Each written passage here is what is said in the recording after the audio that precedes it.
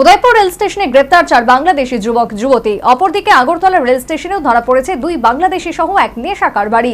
Police ধৃতদের আদালতে সোপর্দ করেছে। রাজ্যের ইন্দো বাংলাদেশ সীমান্তে বিএসএফ এর বলা যায় বজ্র আটনের নিরাপত্তা, কিন্তু এর ফাঁক গলিয়ে প্রায় প্রতিদিনই রাজ্যে অনুপ্রবেশ ঘটছে বাংলাদেশিদের।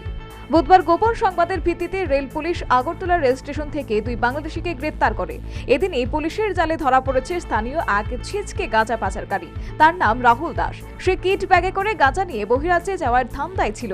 পুলিশ তল্লাশি চালিয়ে ব্যাগ থেকে প্রায় 13 কেজি গাঁজা উদ্ধার করেছে। গতকালকে আমরা আগরতলা জিআরপিএস, আরপিএফ এবং বিএসএফ এবং আমাদের যে আরও সিস্টার এজেন্সি আছে, আমরা গতকালকে 2 জন বাংলাদেশিকে মানে আগরতলা রেল স্টেশনে গ্রেপ্তার করা হয়েছে। তো একজনের নাম হলো আফজল শেখ, আর একজন ওনার স্ত্রী বলছে লামিয়া আক্তার। তারা ফিরোজপুর জেলার বাংলাদেশে অন্তর্গত। তারা অ্যাকচুয়ালি অবৈধভাবে বর্ডার ক্রস করে এসছে এবং তারা বলেছে কলকাতা যাবে।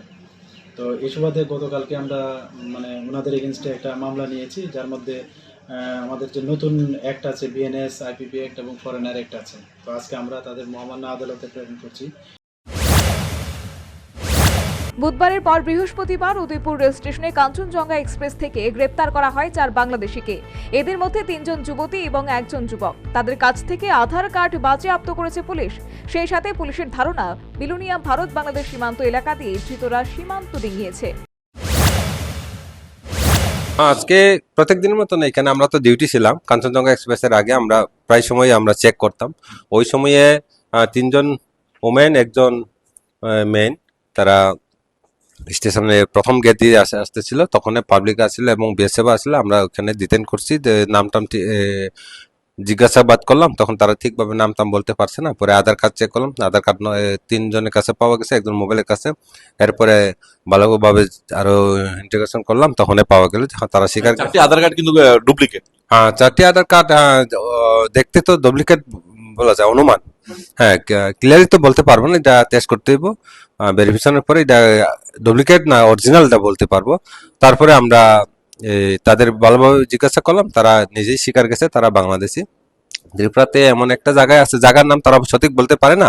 কেউ 2 দিন আগে আছে, কেউ 1 সপ্তাহ আগে আছে, এখানে ছিল। তারা আজকে তারা 4 জনে একত্র করিয়া একটা অটোতে উঠে দিয়েছিল। অটো থেকে আয়ার নামে তারা ট্রেন চড়তে চেষ্টা করে।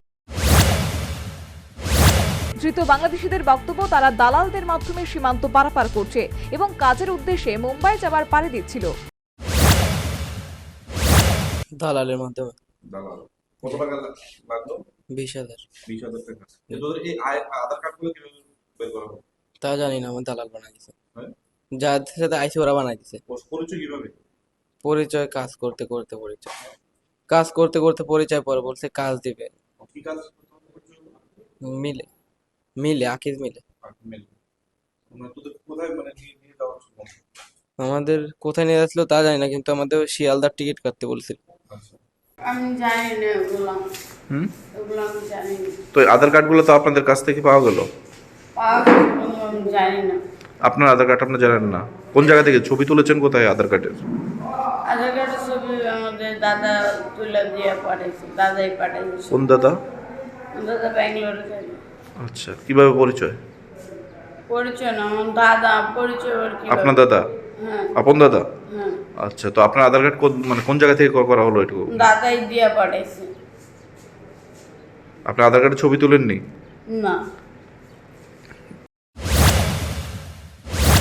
অভিজ্ঞ মহলের বক্তব্য, বর্তমানে বাংলাদেশে তীব্র ভারত বিরোধী একটি প্রশাসন ক্ষমতায় রয়েছে। উপরন্তু বাংলাদেশে অস্থির অবস্থা বিরাজমান। এই অবস্থায় ইন্দো বাংলাদেশ সীমান্তে বিএসএফ এর বিশেষ নজর রয়েছে। এরপরও কিভাবে প্রায় প্রতিদিন সীমান্তের কাঁটা তার অতিক্রম করছে তা নিয়ে রহস্য দানা বেঁধেছে।